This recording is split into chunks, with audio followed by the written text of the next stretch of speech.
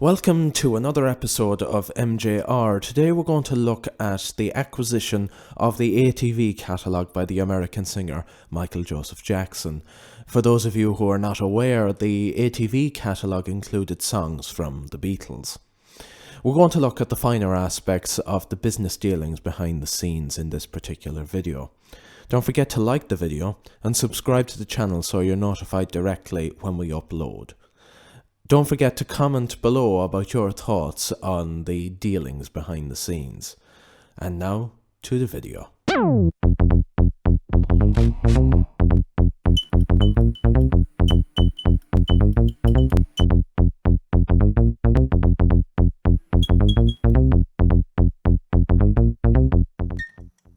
Michael wanted to buy songs, and he talked to Paul McCartney of the Beatles, and Paul showed him the book he owned Buddy Holly, and Mike would say, Branca, do you think you could buy me songs? Sure, Mike.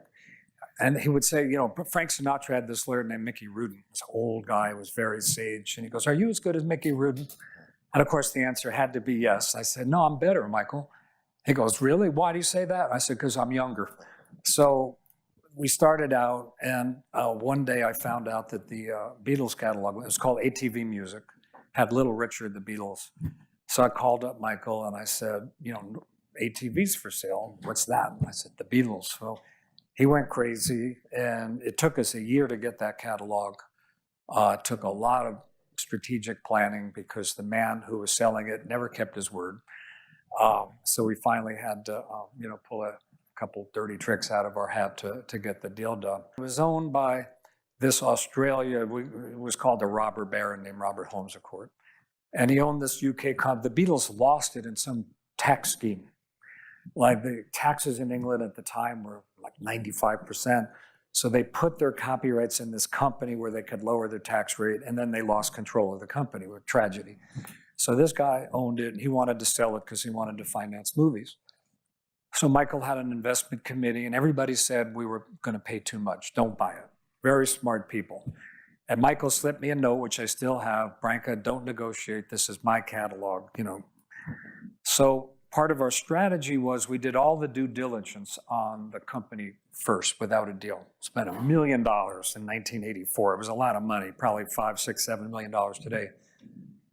And I thought we had a deal, and then he changed the price. Okay, so we raised our price. Shook hands, have a deal, and he changed the price again. And I'm this young 33-year-old lawyer, and I go, this is not good. Thriller's out. Michael's, I've spent $1 million of his money, and we still don't have this catalog. And then it got worse. He signed a deal with Charles Koppelman and Murray Bandier, who were these publishing people at the time, and for $50 million. And our top offer at the time was $47.5. It was a nightmare. So I did some research, and I found out that Charles and Marty were being financed in part by Universal MCA Music, Irving Azoff. So I went to Irving and I said, I need a favor. I need you to pull their financing behind their back. And he did, and they couldn't close the deal. So I got a call from Holmes of Court, first from his lieutenant. Well, Mr. Holmes of Court would like you to come to Australia. And I said, or come to London. And I said, well, I don't feel like coming to London. Tell him to come to LA. And I got a call from Holmes of Court. I'll pay your ticket if you'll come to London. I said, I don't need you to pay my ticket. I'm not coming. I said, we found another company we like better. Well, what do you mean? I said, no, we're not interested anymore, which was complete bullshit. So the only time I ever got a power of attorney from Michael, he signed because he didn't want to fly to London and sign the doc. So I go to, and he said, I promise you, if you come to London, we'll make a deal. So I went to London. I promised him that Michael would show up at his charity event in Perth, Australia to close the deal, and we signed the deal, but I had to pull Charles and Marty's financing. The last thing that happened, I remember I was sitting in the British Airways Concorde Lounge. We had a client, Richard Branson. We represented his film company. And Richard called. He was about to go on his balloon flight over the Atlantic, and he said, I think I'm going to buy this Beatles catalog. Do you think you can help me? And I said, Richard, you don't want that company. He goes, why not? Well, you're going to have to deal with Paul McCartney and Yoko Ono, and they're really difficult to deal with. And Well, I'll call you. So he gets on the balloon. It ended up crashing after 2 days. I go to London and I sign the deal. And Richard, who's a client of one of my partners, calls me up and he says, what's that word they use for you American lawyers? Prick? I had to do it. There was no way I could not close this deal for Michael. 47.5. But there was a background music library. You know, these are like music cues on TV shows that nobody cares about, like a knock on it, that kind of thing. We sold that to Clive Calder for $6 million. So his net price was 41.5. And I know it's been reported in the press.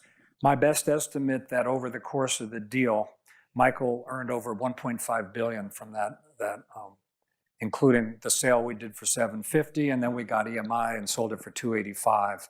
So he had an over 30% annual return from 1985 to 2018. After we signed the deal, so I'm on the Concorde, flying, you know, big time, 33-year-old lawyer, I'm on the Concorde. They're sitting behind me. They tap me on the shoulder and they go, if we're ever in a position to buy a publishing company, we want you to represent us. I said to myself, yeah, sure. Well, I got a call like 4 or 5 months later that CBS wanted to sell their publishing company, and I represented them and we bought it. And I'm friends to this day with Marty Bandier.